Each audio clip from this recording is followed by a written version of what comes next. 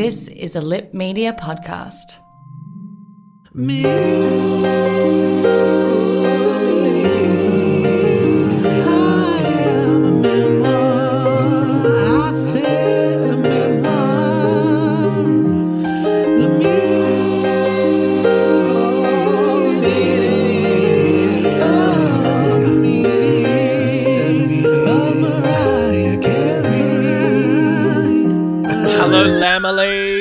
This is Fab, the fabulous Adam Richard, joining me, as happens every week, here at the Meaning of Mariah Carey podcast. Me, I am a memoir. Is the gorgeous Posh, Phillip Lee Curtis. How are you, darling? I'm good. Hello, darlings. Darling. Oh, we're going to get a lot of darling today. It is next week we'll be reading chapter 1 of The Meaning of Mariah Carey, the memoir to end all memoirs. But let's get quickly into me moments. Me moments. All right. Now, we do have a few little bits and pieces, but we're going to try to keep it short because we want to get to the juicy bits of the book. The book! Now, I'm very excited because my book arrived and I did record an unboxing as promised on the socials. You did. And you were very good with the chin black. I tried. Yes, I know. It was very impromptu. And I was at work. But I'm now waiting for the Fab unboxing, even if it's a fake one. We need something in it, maybe in a bath of milk. Well, I've got it on Kindle. What do you like? Me pressing the button? Yeah, with a fan. Well, for what we're about to do today, I have done the audiobook as well. So yeah, so each week we're going to swap. Yes. Whoever does the audiobook can also read, but whoever's reading cannot listen to the audiobook until we've recorded. So I won't. This week I won't know. Too hard. I know. Now, also this week, or sometime in the last couple of weeks, because we have been a little absent, The Meaning of Mariah Carey was nominated for a Goodreads Choice Award, which it will definitely win. I've already decided. We've got our frocks prepared. We are going I was to that devastated ceremony. that my book wasn't nominated, but then it only came out on Friday. Next year, darling. I know I could be beside Mariah on a bookshelf somewhere. We could make that happen. I'm going to go and do it tomorrow. I'm going to go to Big W and I'm going to put your book side by side. With Mariah, like we're besties. We also had a little bit of online fun with The Magic Garden. This is a kids' show. This was a kids' show. Are you aware of this show? No. I think it might have been an American thing, but it was a big thing that Mariah loved. Apparently, it's mentioned in the book. So the hosts of that show reached out to Mariah and have signed a vinyl for her. Oh, bless. And she actually responded saying that she mentions them on Chick. So, and she said there's more to come. Her mysterious alternative, yes, from the 90s. And she's like, more on that later. So I feel like there's more to come. Juice. We also had a bit of fun on Instagram with Mariah's voting songs, which we did partake in, including the book, The Meaning of Mariah Carey, whose voting song was Can't Take That Vote Away. So check out Instagram for that if anyone wants to have a little play. Yes. At me, I am a memoir. We have a new song that's just dropped with Busta Rhymes. Busta Rhymes and Mariah, Busta kind of rehabilitated Mariah just before the whole emancipation of Mimi happened. So they have hooked up again and weirdly sampled themselves from 18 years ago. Yeah. It was the same producer as well. Yes, it was. So it was very much, it felt almost like a bookend. It was, yeah. You know? Which is very timely considering now Mariah has a book. She has a book. So see how that happened. And the fast talking at the end. The only note I had for the song was the fast talking / rapping at the end that Mariah's like, yes, I can keep up. I'm going to get in on that. Thank you very much. Oh, look, she's been able to do it since Prisoner. when she invented rap, according to me. Just because that's the first time you ever heard anyone rap doesn't mean that's the first time anyone rapped. It was Mariah and then Debbie Harry, right? Well, no, but that's right. Debbie Harry was a little earlier. The rap was invented by a skinny white British woman. It was not.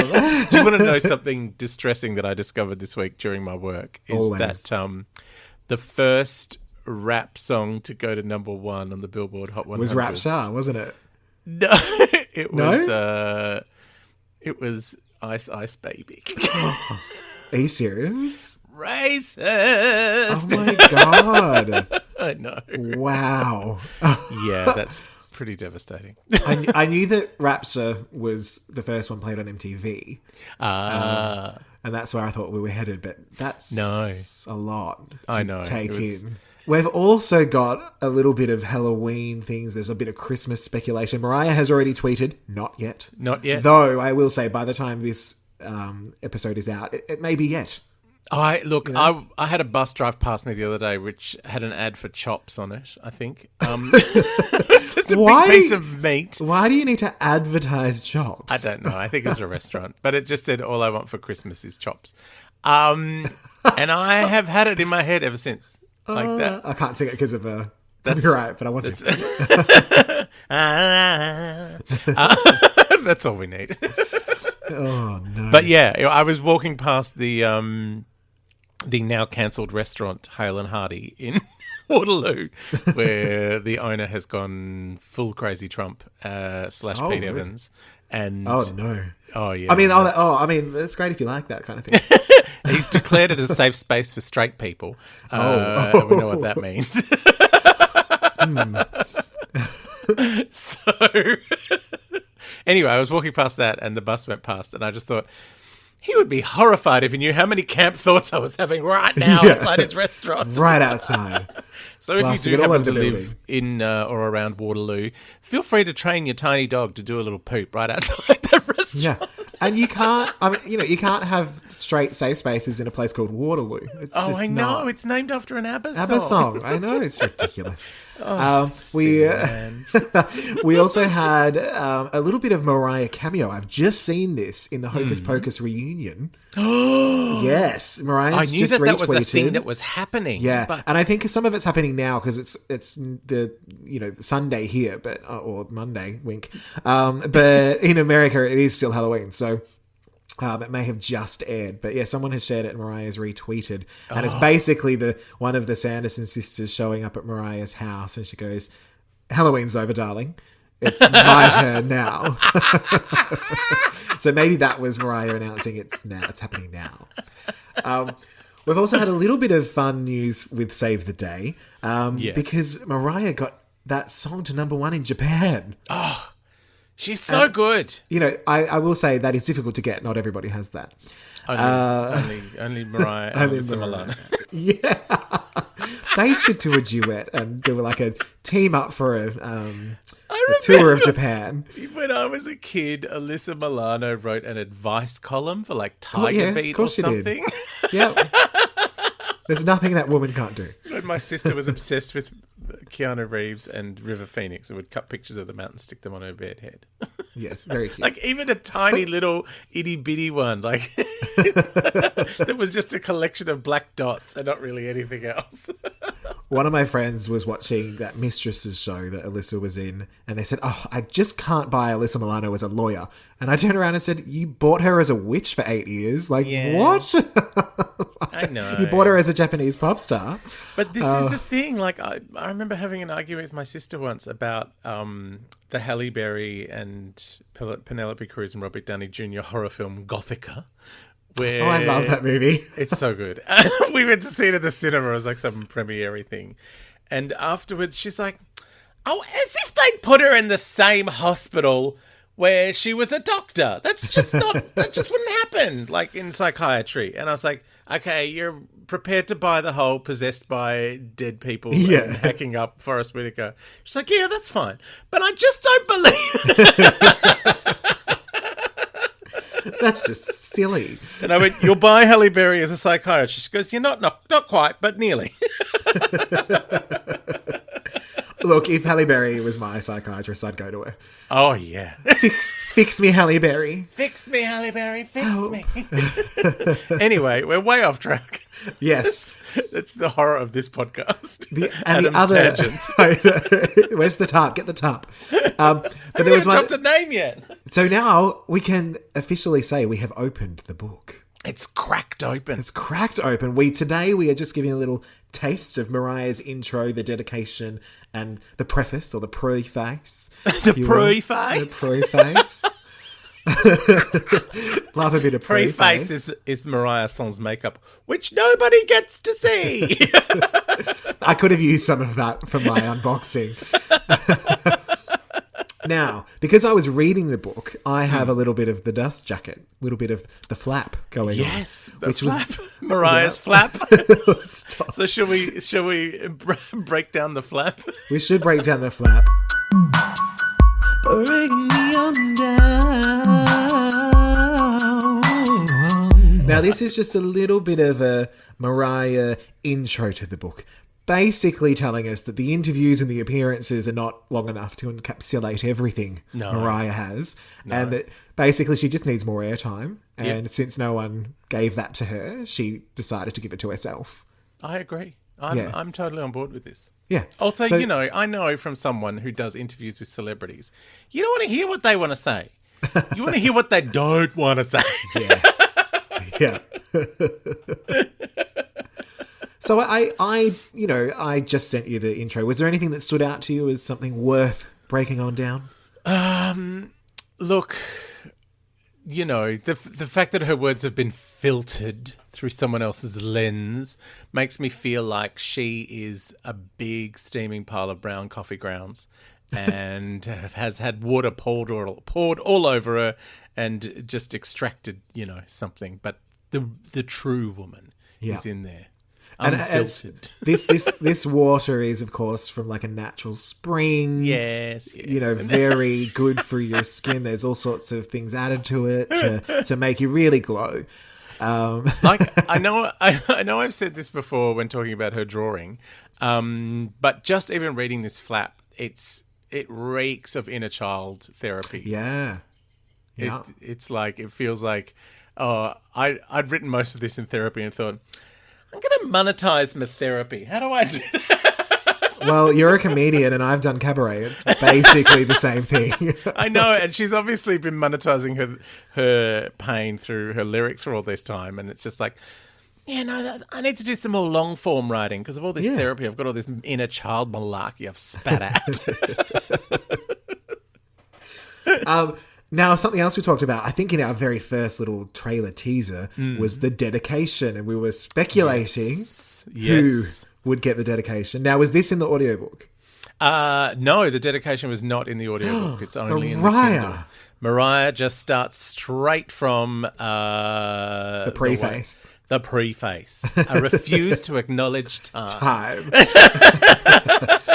Now, of course, we did, our speculations did lead towards Rock and Roll. Yes. Which they were number one on the dedication list. They are, as she says, the physical embodiment of unconditional love. Yes, and that is why you have children. Yes. So that they will love you unconditionally. Yes. That's the only reason. Yeah. And also to force your musical tastes upon them. Yes. And make them and refuse to be in their TikToks. Yes. Then, of course, she went on to thank or dedicate the book to her ancestors. Yes. All of them. All of them. Every single one of them. The weird cousins, the ex-siblings, everyone. All the way back to the first person who hit someone on the head with a bone. But it was a glittery rainbow bone. It was. And there was people with like big leaves fanning their hair nearby. Yeah. I'm now kind of interested in a Mariah movie where she is, like a cave woman. Oh, she plays all of her ancestors. Do you think she's done regression therapy as well? So she's met her ancestors. She's done her inner child and she's done her past life work. Do you think? There's a lot to unpack there. Maybe there were often, you may have come from two different worlds and they were often in struggle with each other, she says, in her dedication to her ancestors. She's talking about the ones hitting each other with a bone. Yeah. way back in the Pleistocene era. No, that was dinosaurs. All I can think of is that after a million years of lockdown, being hit with a bone sounds just wonderful. Hit me, Mariah. So the last person that it was dedicated to was, of course, Mariah's mum, Patricia. Yes. But what I gathered from the way it was written was, I dedicate this to my mum, I guess. You know? If I have to. She'll be mad if I don't. No, she's kind of, I'm gathering that the book is about to drop some very critical bombshells on Mother. Because she says, I do believe she actually did. Believe. I read that like Oprah splaining. I do believe. And I will love you the best I can. Always. And see, what I took from that was, because you didn't quite teach me how to love properly. Oh. So I'm just going to love you the best I can with the tools you've given me. Yeah. Because you were also responsible for those other two remoras. What were you thinking? But no, look, I'm sure we will learn more along the way. I know that in a few interviews, Mariah has said she doesn't know if her mum has read the book, but that she will always take care of her. Yeah. I wonder if Mariah knows her own mum. This is your mother. I don't know her. Oh, yeah. I don't know her. It's like, I feel like I don't know her for us has become like, have you ever seen the sketch of Matt Lucas playing Shirley Bassey? No, but I should. And it's like, what do you think about, just Whitney Houston? Oh, she doesn't have the range, darling. She doesn't have the range. Oh, yes, of course. Yeah. And it's like, what about Shirley? She doesn't have the range, darling. She doesn't have the range. And that reminds me of Aretha Franklin when being asked about people, Adele, beautiful voice, Taylor Swift, gowns, beautiful gowns.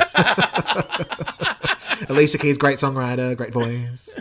Gowns. She wears lovely gowns. And then people asking her, like, would you record a song with this person? No. But I still can never get over that Divas concert where she walked out on stage.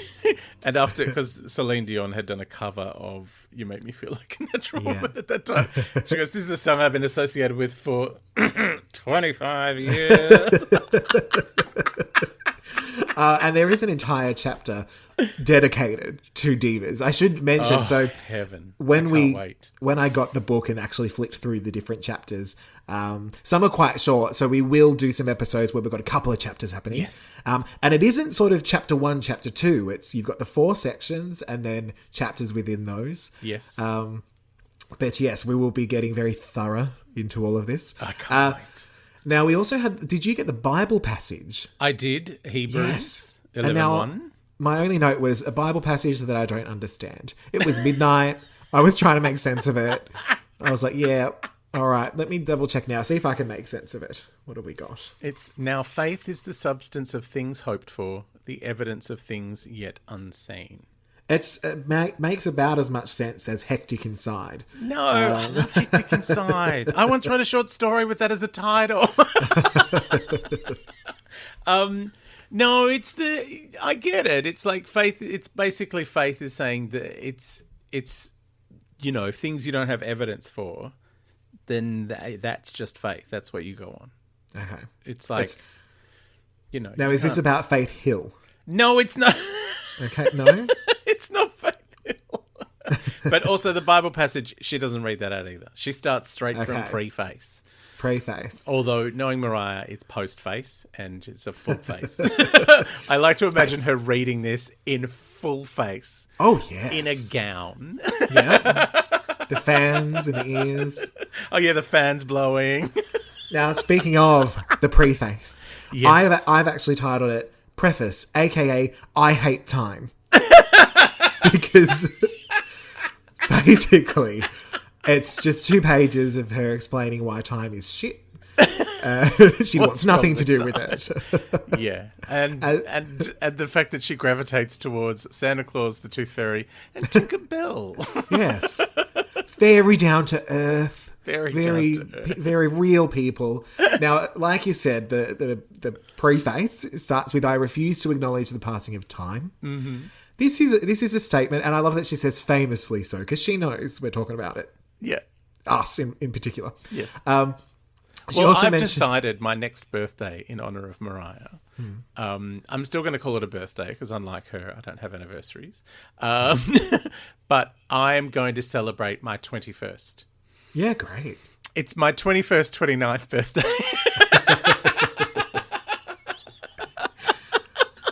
And then I can come because that's when we met at my 21st. We did, And then at I'll your come to your 21st. So yeah, I'm going to have my 21st, 29th birthday.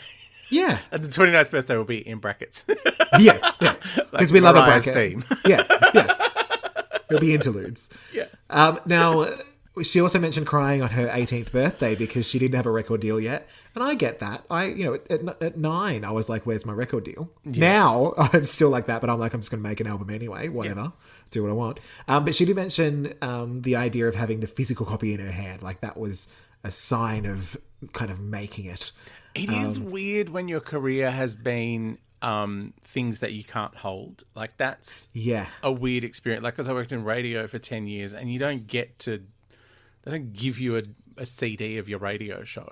They should. Like you don't get to go home with the Black Thunder with your face painted on the side of it. Like, like there's no... You've got photos and things, but there's no actual thing that you made. So I totally understand her wanting to have an album. Absolutely, and I understand it as well because at the moment, everything's on Spotify. That's how you release stuff. And most bigger artists are the only ones still releasing your vinyls and all that. But I was like, no, I'm going to do that, even though it won't make me any money, because I have to have it in my head.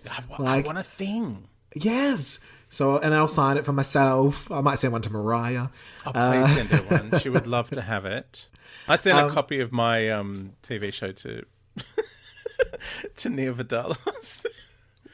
Why? She asked for it. I don't know. Oh, it's nice. I did an interview with her in Melbourne. Oh my God, I should have put the tarp out. Yes. And then I was in LA and I would just send her a message on Twitter saying, oh, I'm here. And so we caught up and had cakes and stuff and mucked around. And she sent me a copy of the Connie and Carla soundtrack on CD in the mail. So I just sent her back my TV show when it was made. I didn't even know she could watch it as Wrong Region. I'm sure she had a region free. She would have done. She would have done. Sure. But this is what's funny. Like once she had that record deal, that's when she's basically said that's when she started leaving Christmas to Christmas and all of these things and album to album and all of that. Now, on one hand, I kind of get that, but on the other hand, it kind of made me sad. Why? Because I thought it's kind of the achievement trap. You're forever chasing the achievement, and I'm wondering if now that she's written this book. An emancipated little Mariah, she'll be able to, even just within herself, not have to live through her achievements. Yeah. Just live as herself. I feel like that's what's happened to Madonna.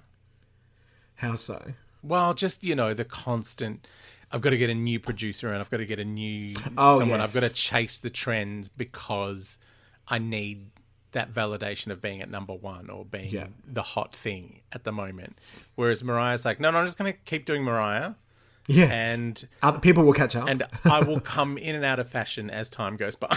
Yeah. Basically. I'll just keep doing Mariah and people will be nostalgic for Mariah and then I'll be trendy again and then I'll have to wait another 10 years and it'll happen again. Yeah. And that's kind of what happened with Caution. I felt... Yeah. People started going, oh, it's Mariah. It's classic Mariah. Oh, remember Mariah? She was so good. Yeah. It's like, she's always been good, mate. You just forgot. Stop paying attention. Yeah, you just didn't know her for a minute. Yeah. And I will say, as I was even reading that couple of pages, I can already hear the audiobook. Oh, it is. in my head. Is spectacular. It is exactly as, the fact that she's written Darling in italics. And she leans into it. Often time can be like, darling. But so why choose to live in it? And this was another thing she said was, time is an inadequate way to record things. So I was like, well, then how do we record things, Mariah? Like, time is just it's not good enough to record things. No. So we need to record things in candy and sparkles and rainbows and unicorns. It's the only way. It's the only efficient way to record anything. I also like the idea that she's going to move back and forth, up and down, moment to moment. Yes. Adding up to the meaning of me now, she says in her preface.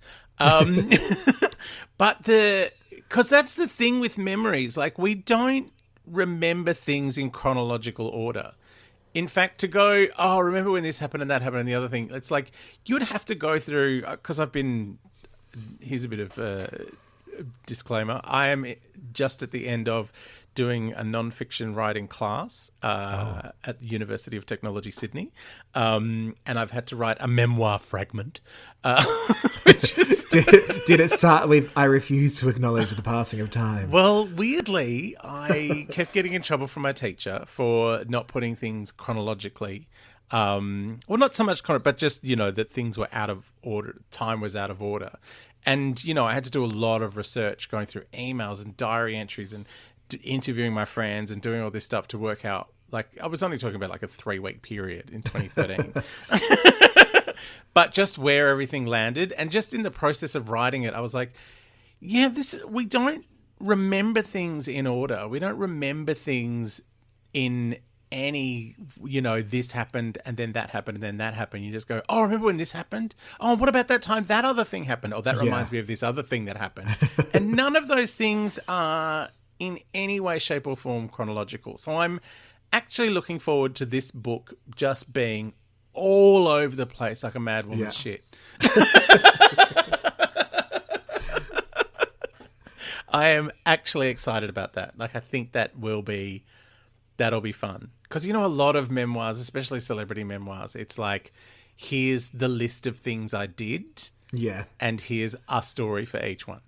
And here's every bit of background on my nan. Oh, yeah. In the first chapter. Nan did this.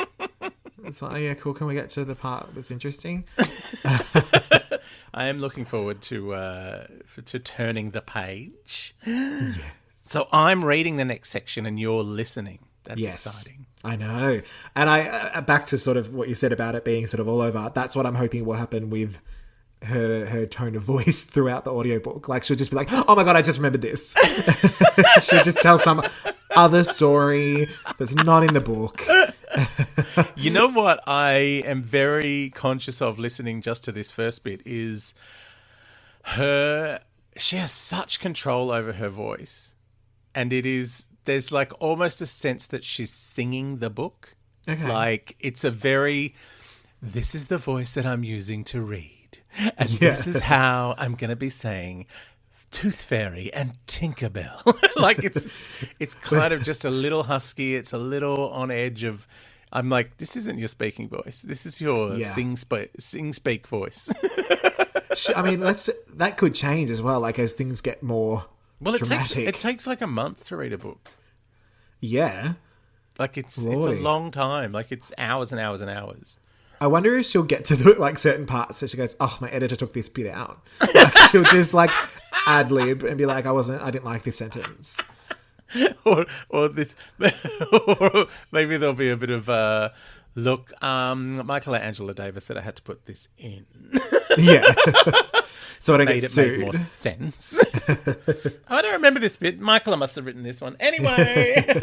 Or is it Michaela? I think it's Michaela. I keep calling her Michaela. I'm saying Michelangelo Davis. Michelangelo. Michelangelo's Davis. Sure, it's Michaela. Why am I calling her Michaela? Yeah, no, Michelangelo's Davis. Michelangelo's Davis. Michaela. She's going to sue us as well. She's going to be very upset with my mispronunciation. All right, it's all right. We're Australian. We say things funny. Yeah, that's how you say that down here. Yeah. Here. Now, I will say, I will say that the thing that I'm curious, because what we're going to do once whoever is reading the book, once we've recorded, then we can go and listen to the audio section that we've just covered. Yep. So I'll be able to go and listen to that audio preface. But I am curious because the last sentence of the preface is, but then again, who's counting? And I thought, from what I read, like, I get that she's talking about time, but it didn't really directly link to anything. Like, I was like, which sentence prior to that sentence are we linking to? Because I don't know. She's talking about the moments adding up. to the meaning of Yeah, now. but then that again, who's was like counting? halfway through the preface. I felt like, what was the last thing she said? I read it like 3 times. I was like, maybe I'm just an idiot. It's like the moments will add up to the meaning of me now. I think this is as close as she gets to mathematics. Yes, Is right. Adding That's- and counting being the same thing. So it's Mariah not being great at math and me not being great at being awake at midnight. Yeah, that's Good. Okay. But I'm just waiting. Like, she might just throw out random. Now, do you want a spoiler for sentences. the very start of the audiobook journey? Oh, how so? Oh, do I? I don't know. Well, it starts off with a very weird man who says audible present. But as he's saying and he says it like he sounds like it's from South Park. He goes, "The meaning of Mariah Carey by Mariah Carey." And Michaela Ashley Davis. But we can hear Mariah's theme playing. Oh, as really? He's introducing her. It's very beautiful. Perfect. I know. It's not our theme. That's kind of what I'm expecting. I'll just press play and it'll be like, me. The worst thing about editing this podcast is I get that song stuck in my head. You're welcome. There's going to be more. Mariah. There's more to come, I promise you. We've got about 5 sections.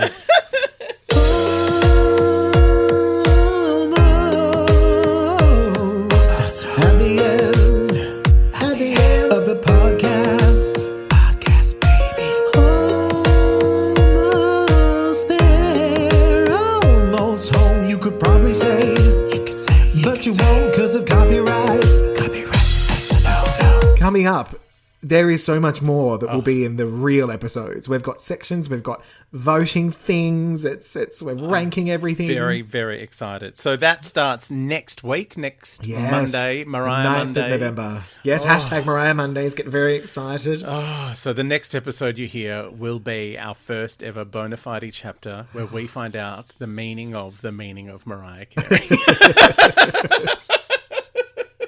We'll be cracking open that book. So if you want to do your homework, are we doing 2 or 3? The first 3 sections? Okay, so episode 1, or whatever you want to call it, of Wayward Child, we will be covering an intention, existence, and Close My Eyes. And Close My Eyes, which is my favourite song. I mean, they're all Heaven. my favourite song. I've got to stop saying that. All the songs are my favourite. Now, I will say, occasionally, depending on how much we talk, things may get broken up slightly more. Yep. Most of the chapters will be standalone, but just there's a couple that are, 2 pages, 3 pages. I thought, no, rather than getting everyone to listen in for 5 minutes, although it's us, that 5 minutes would drag, we will cover a few.